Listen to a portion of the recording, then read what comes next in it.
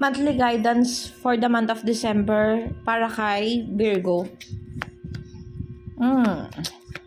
Virgo, the card said here na okay, nakikita ko dito may mga bagay na inilalaban ka. It's about relationship, no? Sabi dito, no?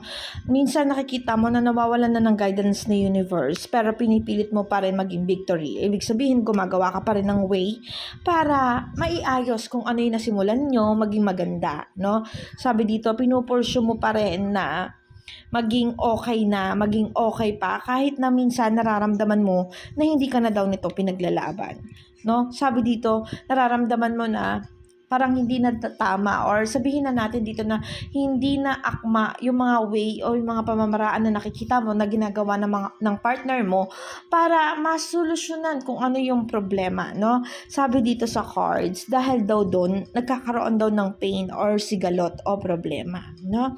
This card showing din kapag pumapasok ito sa larangan ng iyong career, sinasabi dito may mga bagay na pinagsisikapan kang gawin, no? Pero yun nga, things not gonna okay, kasi nakikita mo hindi lang ikaw yung dapat na gumawa nito, nakikita mo rin na kailangan ng initiative ng mga tao sa paligid mo. Then this card showing na napakahalaga pa naman itong pinaglalaanan mo ngayong December. Sabi dito may mga pinupursyo ka talaga ng isang moment o isang bagay o isang tao na alam mo kukumpleto sa buhay mo, kaya lang hindi mo nakikitaan ng tamang gawa.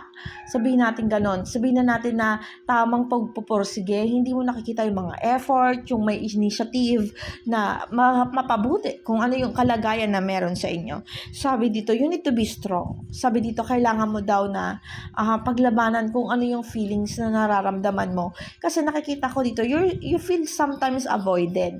No? Nakikita ko dito na mali, may empty, may kulang, may mga gusto kang ma-experience na pinaglalaban ka o gumagawa rin naman ng tama yung taong nakapaligid sa'yo, no? Kumbaga, hindi lang ikaw, you are waiting na sana makipag-cooperate, ganon. Pero instead na nakikipag-cooperate, parang lalo ka lang nasasaktan, nagkakaroon ng pain, kahit na alam kong ikaw yung gumagawa ng initiative para mapaayos yung sitwasyon kung ano man yung umiikot sa'yo by December.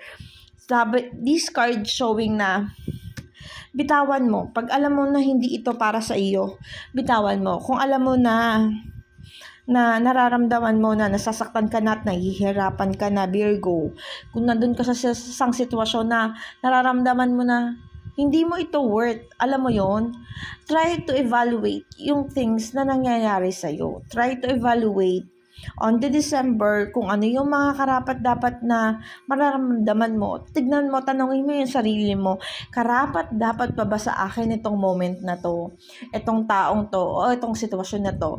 Then, if not, if you feel not, then leave it. Sabi dito, bitawan mo. Hanapin mo yung self-worth mo by this December, Virgo. Kasi nakikita ko dito, you give too much. And then, nakita ko na rin dito na ginawa mo naman ng paraan eh. Gumawa ka na ng way, okay na, nagawan mo na ng actions, you do something na alam mo maikakabuti. Kaya lang, kung hindi naman din talaga nakikipag-cooperate yung mga tao sa paligid mo, ay mahihirapan ka talaga at hindi naman ito magsasucess, no? So, time to evaluate this December kung karapat-dapat pa ba itong moment na to para sa'yo, itong tao na to, itong sitwasyon na to.